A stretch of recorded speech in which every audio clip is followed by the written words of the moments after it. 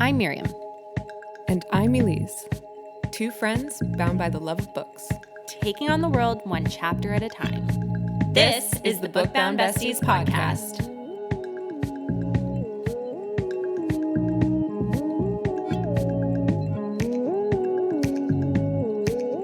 Hey, Book Bound Besties! Welcome to another bonus episode. This time it's really different. We're so excited. We have our first guest. We will be joined by author Aurora Ascher, her newly published Sanctuary of the Shadow with Red Tower Books. We will be diving into her writing process, her new book, and Living in Montreal. Yes, She happen lives to here. be in the same town. So. Yeah, that was really cool. That's kind of what got us to interact with her in the first place. We saw that she had posted a reel that she was going around the city to different bookstores signing copies, and I thought that she was just on a book tour, but turns out she just lives here and she visited the different bookstores that I guess she visits kind of in her everyday life, and we shot our shot, and we are so grateful that she came to talk to us. She came to my place here in the city, and it was a great conversation. She was so generous with her time. She actually stayed and chatted for a couple hours after. Like, we didn't want the conversation to end. We should have just kept recording because it was so much fun. But yeah, it was a great interview. We really hope you enjoy it. And here is a sneak peek to her New York Times bestselling book, Sanctuary of the Shadow. For humans, the circus is a place filled with wonder and amazement. For Harrow, though, it's a place to hide from those who slaughtered her entire clan. Disguising her abilities as part of her act has kept her true identity safe for years, until he arrives. A strange new attraction with no name, no memory of who or even what he is, let alone an explanation for his odd yet deadly powers. But beneath the layers of anger and isolation, one glimpse into his inky eyes reveals a soul that calls out to the loneliness in her own, and so she chooses him. Harrow is drawn to the darkness, to her insatiable need to soothe the beast who threatens their very existence. But with every secret she unlocks from his past, another from hers whispers free as well, luring enemies who will stop at nothing to get their final revenge on Harrow. And she's afraid she's given them the perfect weapon against her, because he's not what he seems. But maybe it's time they finally learn neither is she. So this book is a romance novel with fantasy elements, and it's pretty much unlike anything I've read before. Yeah, same. I've read a lot of fantasy. I've read a lot of romance. Yeah. I've read a lot of romantasy, but this is not romantasy. No. It's definitely more of a romance, or it's a romance first. It is a romance first with the fantasy elements. With lots of spice. Lots of spice. Great spice. Yeah. If you're into the spice, this one is for you. Exactly. So we hope you enjoy this conversation with Aurora Ascher. Let's get into it. Let's get to reading. Welcome, Aurora. Thank you so much for being here in person. This is super exciting. Elyse and I have never had a guest, and we've never had a guest in person either. I mean, obviously. And it's really cool because we came across you on social media. We kind of shot our shot, and you happen to live in Montreal. Yeah. I thought you were actually just visiting here on a press tour or something.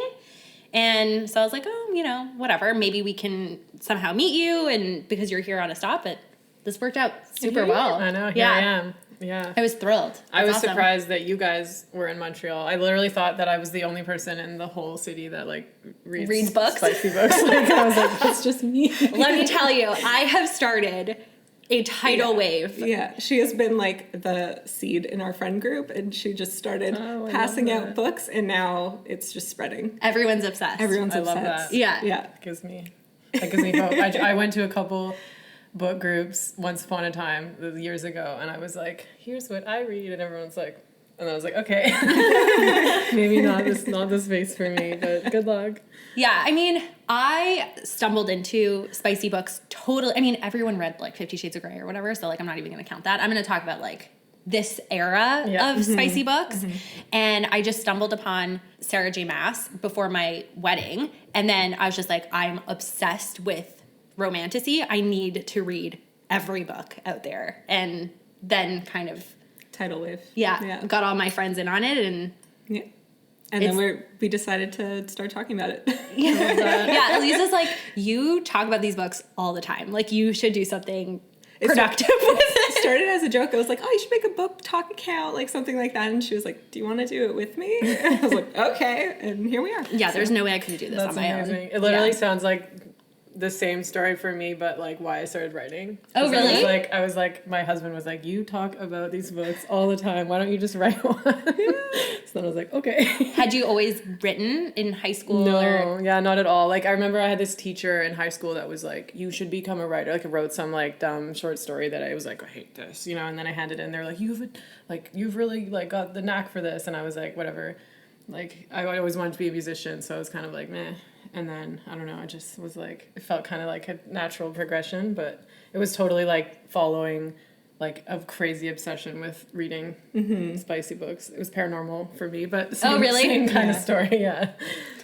Yeah, we read your article about how like romance novels solidified your feminism. Yeah. Mm-hmm. And yeah, I just found that so interesting because I know exactly what you're talking about. Elyse is a little bit newer to the romance. Yeah, I just started this fall. Like, so I've been trying to read and consume as many books as possible, but it's just like, it's been a few months, but I'm like, I'm deep in. That's awesome. I love it. But I've been reading them for a little bit longer because I love to know that no matter what happens in the book, we're going to have a happily ever after. So I can be as anxious, you know, through the whole story. I can get lost and swept away without feeling that, like, really crippling anxiety. Like, you feel the anxiety of, like, the stress of the story or whatever, but not the, oh my gosh, like, is one of these characters going to die and I'm going to wind up bawling my eyes out because the or you story feel horrible for like a week. Yeah. You know? Yeah. Like, yeah. Yeah. That's exactly it. Like, I finished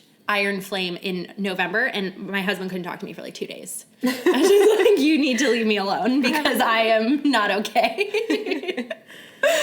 Oh, yeah. He prefers the romance novels because then at least like my whole character doesn't Like, become the novel or become, Yeah. Yeah, like I've gotten to the point where I won't even like watch TV shows or movies unless like I literally go online and I'm like, how does this show end? I'm like, is it happy? Like, it's happy. Or like if I have a friend that watched it, I'm like, how does it end? Like, are they happy at the end? Like, who dies? Like, I need to know the facts because like it's like just such a safe space. Like you're like, no matter what crazy thing that seems so impossible, the worst thing ever, you know that you have that happy ending that'll just like tie everything, and you're like, okay, I can get through this, you know. I know it's gonna work out. Sure. I mean, it's the escapism. Like we want our escapism to be a nice escape from the world, not a totally like, sad one. Yeah. Some people they're like, I just want to read a book that's gonna make me cry for a week, and I'm like, you know, if that's your thing, great. But for me, like, I just can't. Like, enough stuff happens in the world that makes me want to cry for a week. That let's like let my reading be like the happy thing, you know. Yeah, totally. Do you remember the book that you started when you were working at that juice bar? Yeah, totally. It was the J.R. Ward's Black Dagger Brotherhood series is like a vampire. There's like 15 books in this series. Like each one is like a new couple, like they're standalones. Okay. So it was the first book, I think it's called like Dark Lover. And I was just like, I had never, besides Twilight, obviously, I had never really. Totally. I was like, wait a minute, like there's sex in a book? Yeah. Like you can do that? Like I was like, it was pretty epic. So you're Canadian from the West Coast. Yeah. Why are you here? Yeah. That's what everyone, like when I left BC, I got so many people in Montreal. When I was in BC, everyone was like, oh, that's so cool, like go for it. And when I got to Montreal, everyone's like, why did you leave BC?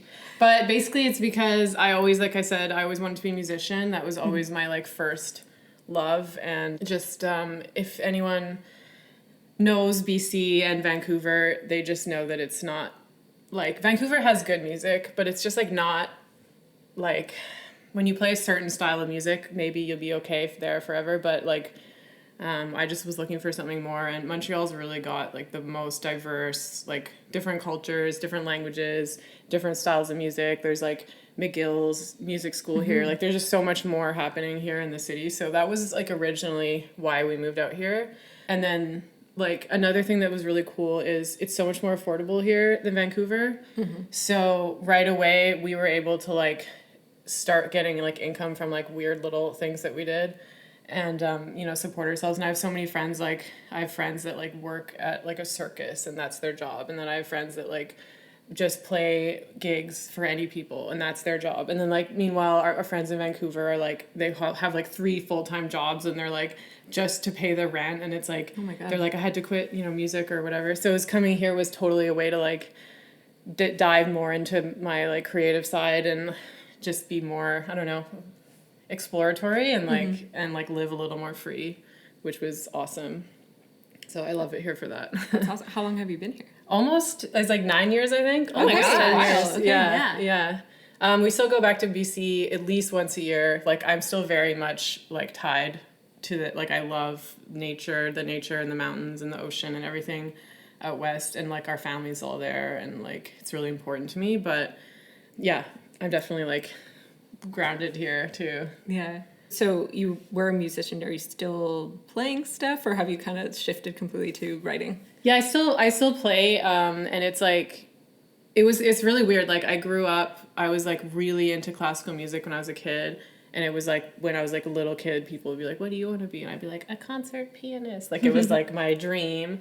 And then I kind of pivoted to like writing music and stuff when I got older, and I was just always really serious about it. And I think looking back, like too serious. Okay. And so like when the pandemic started, and like everyone, like before, I had started writing before the pandemic, but it was always just like a like my side hobby. Like I barely even told anyone that I was like my little secret like thing. And when the pandemic started and like everyone who was a musician was like, out of work, you're done, it was kind of like, well, now I have all this time, what am I going to do? So I just was like, well, maybe I'll publish some of these books that I've written. And like that was kind of when I started more like seriously as an author. But like I think it really like worked for me because it was always about like my love of it and my fun, and it was my special thing, and like it didn't have any ties to like years of like angsty like practicing and like all these things that maybe had like built up with music that kind of made it into like work in a way, whereas like writing was just my like pure like fun escape. So now I feel like it's kind of taken over just because like everything that's happened. I was like, oh, okay, this is a thing now, like let's go here and do this. but I feel like a lot more like happy with like myself and my creativity doing this, because I feel like I just put a lot less pressure on it from the beginning, if that makes sense. That's so awesome. Yeah. How do you go with like it being your precious little thing to being comfortable showing other people? Like that's such a big switch. That is such a good question, and I feel like I'm still like come back to me in like 10 years and maybe I'll have like a deep like because I'm totally like going through that. Like my first books that I published were indie, and that was a whole thing for me, going from nobody's ever read my book to suddenly like now it's for sale and you can just go buy it. And then with my book that just came out, Sanctuary of the Shadow, it was like way bigger audience than my indie, and that was a whole thing even more. So it's like at least I've gotten to like go in like stages, like my like smaller indie audience that kind of grew, and then like because I think if I jumped right to like I don't know, maybe my like head would have exploded or something, because it's definitely a trip. Like it's and it totally comes into your writing. Like when I sit down to write, I have to like deliberately be like trick my mind, like no one's here, like it's like I can just write, read this. Unless I choose, somewhere down the line, one day maybe they'll read this, but for now it's like it's just my drafts, like it's not, so it is a mind game. For sure. That's a great way to look at it though. Like it's still your protective little thing at first, and then when you're ready, Yeah. So what was the journey that you took from being an indie author to now being published author with a really powerful in the culture publisher that is Rent Tower Books? That I have kind of like a weird story with that, because I think everything happened in reverse with that. So when I first decided to publish in 2020, I started researching like how do you publish, what even is this, and I learned all about like indie versus traditional publishing.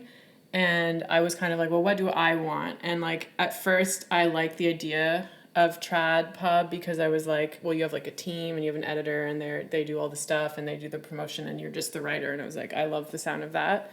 So I I like went that route and like sent out query letters and did all the stuff that you're supposed to do, like cold calling. You have to write like an elevator pitch for and you're like, I wrote a book about this and I have in 2 sentences, and then you just like email it to like 1 million people. Oh, wow. And like some of them won't even read your email for like 3 months. Some of them won't ever answer.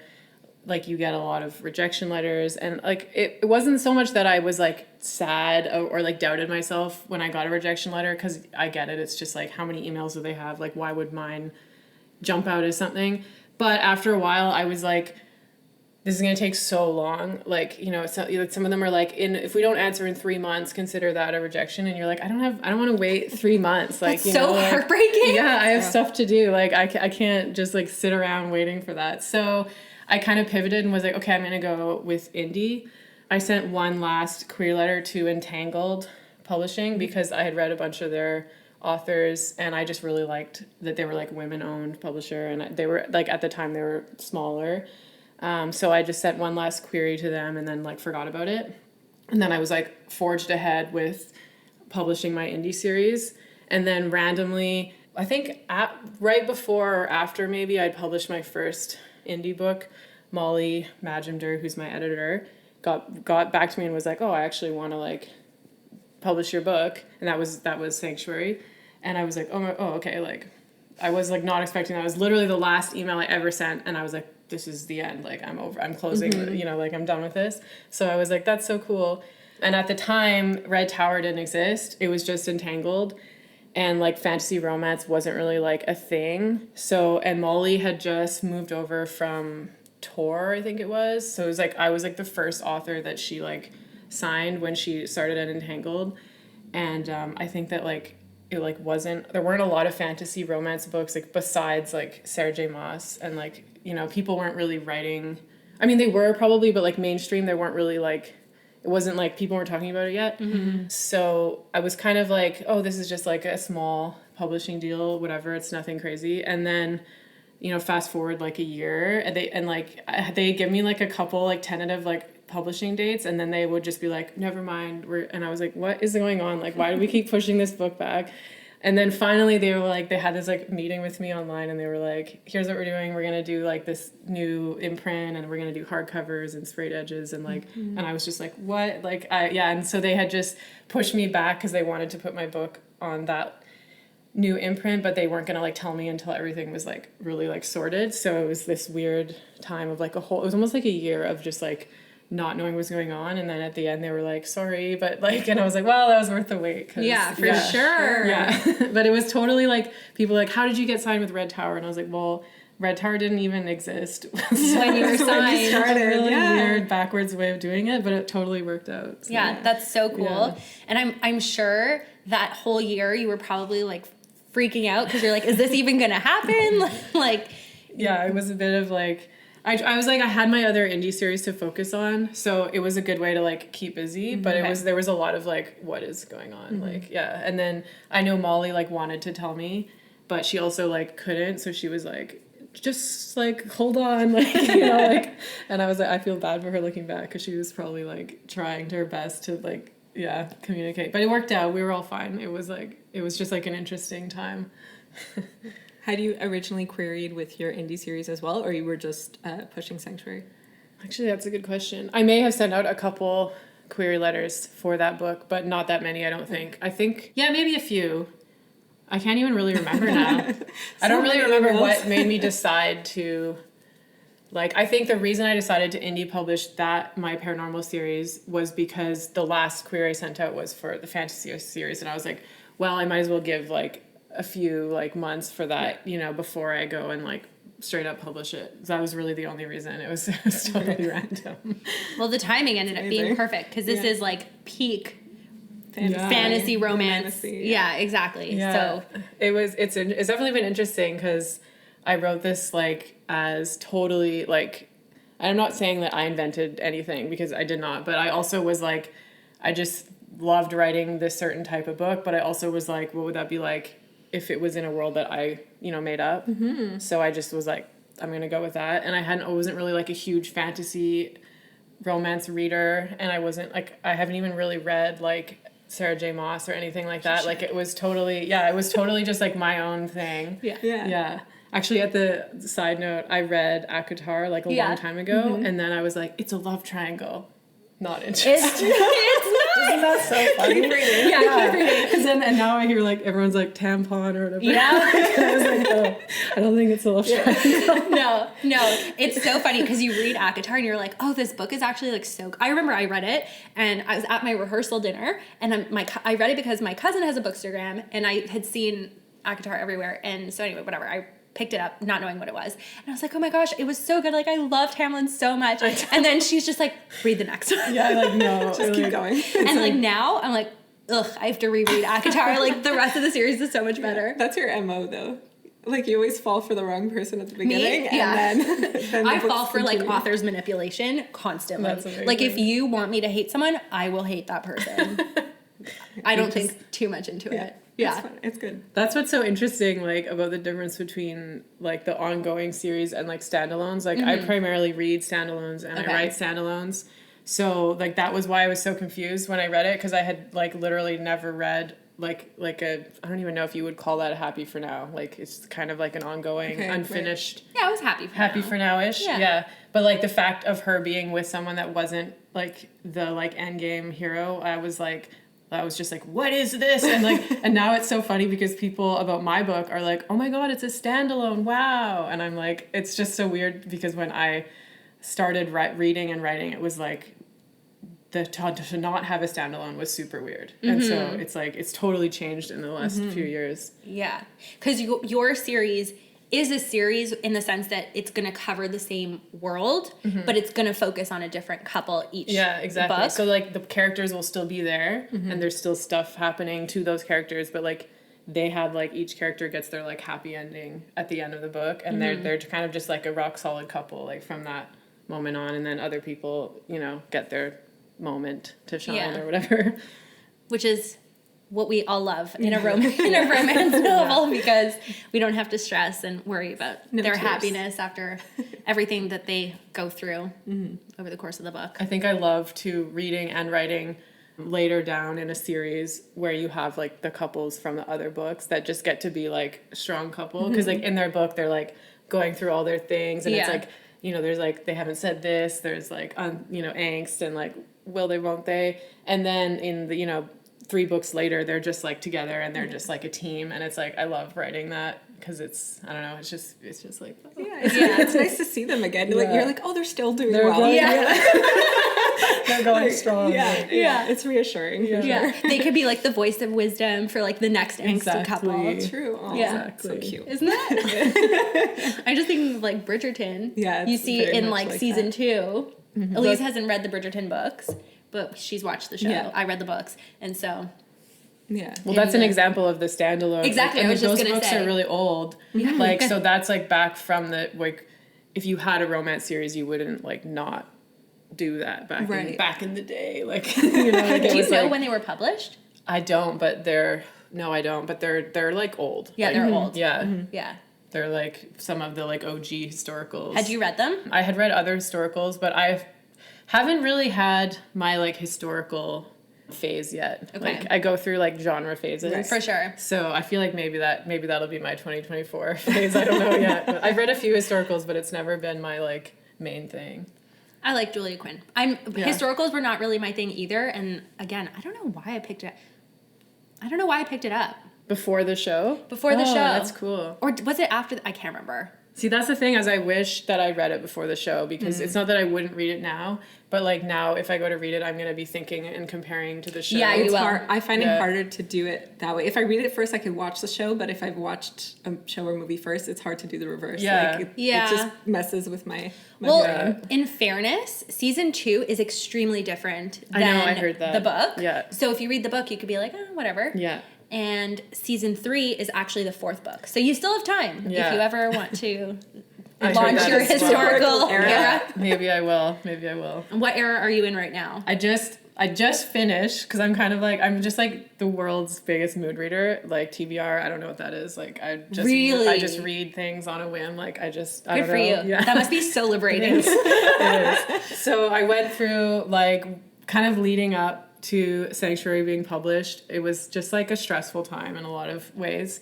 And I was like, I just need like escapism, like to the like nth degree. So I went through like a rom-com phase. Love it. And I was just reading like cartoon cover, like Yeah. cutesy, like just like everything's so cute. And you're like the whole time, Yeah.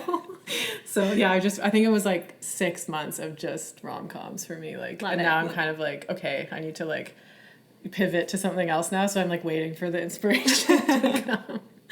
I thought for sure you were going to say like hockey romances because everyone is into like the sports Is on that romances right now. now, Yeah. I had never read, as a Canadian, I've always been like resistant to hockey. But then like, I had never read a single sports romance, but then I stumbled on this one author who writes like rom-coms and stuff set in BC. And then she has a hockey romance series set in Vancouver. Oh, nice. And I was like, oh, like I have to read this because of the representation. But then I actually was like, no, I love this. I can't remember her name right now. Stephanie. I wish I could remember so I could, Can you Google it? We'll look it up. Yeah. Oh. Yeah, if I had my phone, I would do it. Oh no, but this is so nice. This is like the lovely thing of having you here. Stephanie, her first name's Stephanie. What's the book called? I don't remember the book name either. Say, was Hockey romance Vancouver. it a hockey Yeah. romance? I see her face because I found her on TikTok. Yeah, it's really funny. So we did like a video on TikTok to like get to know us or whatever, and we were saying how both of our husbands played Is it hockey. The Fake Out? A fake dating hockey romance, Vancouver Storm book. Yeah, that is it. What's the author?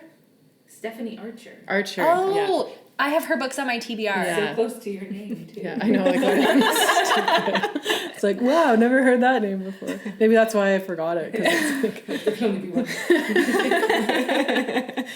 So we had posted this video where I don't know how, do you remember how we like said something about how our husbands played hockey, and so many people are like, oh my gosh, we read so many hockey romances, we're so jealous, and we're like, really? like hockey. If you're a Canadian, you're like, hockey's not sexy. And also like dating a hockey player is like not a thing. But like also like they're not professional. No, they're not They're professionals. not professionals. They just play together. Like anyway. That's funny. Yeah, that's. Yeah. Oh man. It's like there's a same with the surfer thing. It's like the realities of it, like surfing. Like they're like, ooh, your husband's a surfer, and I'm like, yeah. Like my bathroom is always full of like wetsuits. Yeah. And, Oh, yeah. Like it's like there's surfboards. We used to have a room of our house full of surfboards until I made him like build like a shed. And like it's like yeah, it's so romantic. Yeah, but your And he's husband always like, smell like the ocean. Yeah. like, Hockey look at doesn't this smell video. like the ocean. No, hockey does not smell like the You're ocean. right. That is a win. Oh Yeah. man. Yeah. Okay, so tell us a little bit about your first traditionally published book, Sanctuary of the Shadow, and kind of how it came to be. How did this story come to you? I read something about how you got the inspiration for your male main character's name. Mm-hmm.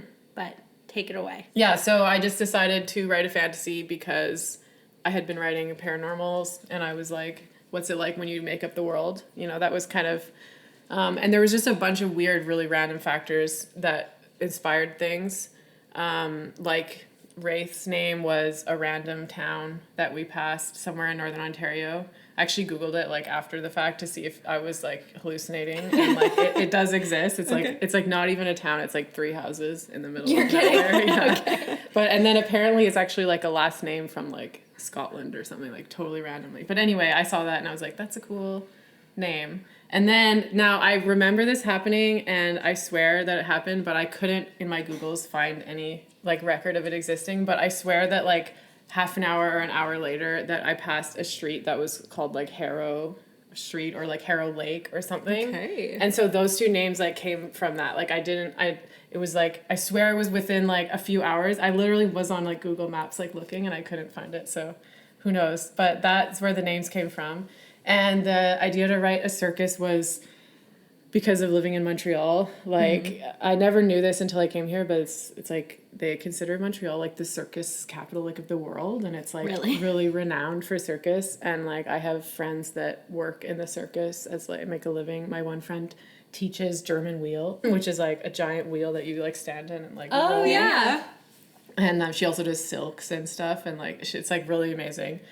So I got exposed to that and like went to see Cirque du Soleil a bunch of times, and it was just like mildly like obsessed with it. And I was like, I'm never gonna learn this, so maybe I'll just write about it. For sure. And I don't really know. I think the idea for like the magic system and the world kind of came about after, like, I've done a lot of road trips across Canada, and I just wanted to, like, since I'm gonna invent a world, I was like, it would be really cool to like kind of highlight different places that I've traveled. So like we haven't been in the first book, we don't go that many places, but like a lot of the like different landscapes that are in the world are kind of like inspired by places that I've traveled. So In Canada? yeah, and abroad, but Okay. yeah, in Very Canada cool. mostly, like the prairies and the mountains and and then I kind of just like, I don't know, the rest just kind of birthed from that. I think the names, finding those two names, we were driving and I was like, and then it kind of just like something went off, a light bulb. Yeah. I hear a lot of authors will say that like they'll start writing and then the characters will like tell them what's gonna happen and they let the character lead whatever is gonna come next. Can you tell us what that means? Yeah, I was like, yes, that is the way it is. I don't know. I mean, Like, this is gonna sound really weird, but I feel sometimes like as an author that I didn't write the story, that the story actually was like somewhere else existing, and I was just like telling a story that already happened or something in like an alternate reality or something. Because I feel like often if I get blocked, like when I'm writing, it literally feels like I told I got the facts wrong and I messed it up or something. And then I'll like have to go back to the point and where like I got it wrong and then be like, oh, that's not what happened. This happened, like, so it's like almost like it feels like the characters already exist and the story already exists. And I'm just trying to get like the right version of it, if that makes any sense. Yeah, that's really cool. So I love that. yeah, and I think some people say, like, I have some author friends that can, like, plot everything. that was and, going to be like, my next question. Yeah, and I'm, like, so bad. Like, I've tried, and I was literally like, imagine how easy it would be if I could just plot out my novel chapter by chapter and then just write each chapter as I go. And I was like, oh, that sounds amazing. So I was like, I'm going to do this. And it was like, no, this does not work for me. I'm totally, like, a chaos writer. Like, I just write stuff, and if it works out, if it doesn't work out, I'm like, nope, and then I go back and like try something else. Are you constantly just making the story up in your head in life, or is your writing really like, okay, in front of your computer and you're physically writing it out? I often come up with the ideas while I'm trying to sleep. It's a kind of a bad habit. I'm trying to not do that because I actually like suck at falling asleep. And so I'll lay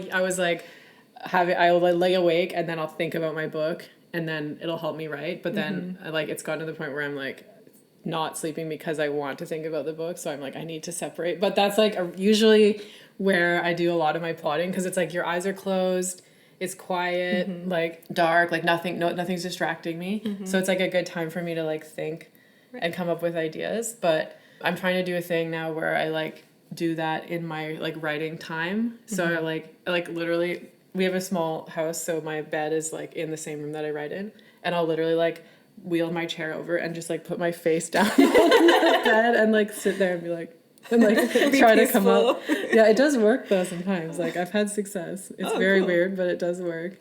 That's awesome. And I guess because your like home genre is romance, you know that at the end of the day things are going to work out. So I'm sure that helps you at least with like the direction you're going in. Yeah.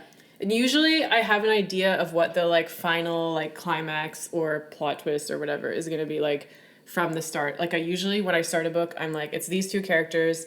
This is their like dynamic or their vibe, like, in terms of their personalities and how that makes them relate to each other. And then I also have like an idea of like what the final kind of big moment is going to be. And then the rest of the book is just like getting us there. Okay. And then sometimes that changes. By the time I get there, I'm like, that's not going to work anymore or whatever. But most of the time it works out. What are 3 non-negotiable elements that you wanted to include in this book? Well, the happy ending. Okay, obviously.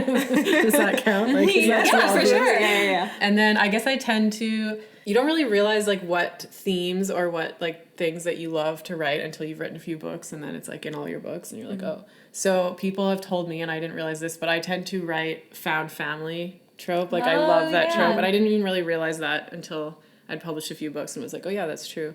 So I love to write characters that are like maybe were kind of like outcasts or misfits, and then they like have their little group and they like come together, and that's like their family. So that usually shows up in all my books in some form, and also in this one. And another thing I love is like the anti-hero. So like I tend to always want to write a story where it's like usually the male character, in this one it was the male character, where it's like they are perceived as a villain or as evil or Morally as terrible or bad, and really there's some reason why they are the way they are, and if we just had a little like compassion and understanding, then we would, you know, sympathize. So that was definitely a motivator in this one. Yeah, we love a morally gray man. Yeah. With dark hair and broody. And brooding. And we've got that here. Checking all the boxes. Yeah, definitely checks all the boxes, that's for sure. In this book, like there's a lot of magical elements, and your main character is a seer. What drew you to write about that? This is a weird, like, again, this is going to sound like, from what I've told you, like how I got the inspiration for this book, it's going to sound like I'm some like, I don't know, but I had the idea to write a seer because it's about the water. The connection to the water came first, which was kind of to do with the 5 elements thing, like, and then that was kind of tied to the nature and the, you know, the scenes that I wanted to incorporate. And the idea to like tie the water into like an intuitive kind of, intuition, I guess, it was like this really weird story, but I was swimming in a lake and I like opened my eyes underwater and I like did the whole thing where I like looked up and it was like bright and sunny, and then I looked down and it was like dark, and then that whole like theme of like her having that vision, and I was like ooh, and it like just kind of like connected in my mind, and like that was kind of why, because it just felt like there was something like, it just like felt like I was like, there's something, it's trying to tell me something in this in this moment. It's so peaceful and like, yeah, so I just kind of connected the dots there. It's really random, but it worked. I mean, in astrology and stuff, like water signs and specifically Pisces are tied to like being intuitive and all that, and water is always tied to intuition. Yeah, so I just feel like it makes sense. Yeah, I just feel like it's like water is always about like letting things like progress like as they're meant to, and not like trying to be the like rock that's like and then the water just like washes it away, because it's like nothing's more powerful than that, you know? And so, yeah, I think that was kind of what I tied it all in that way.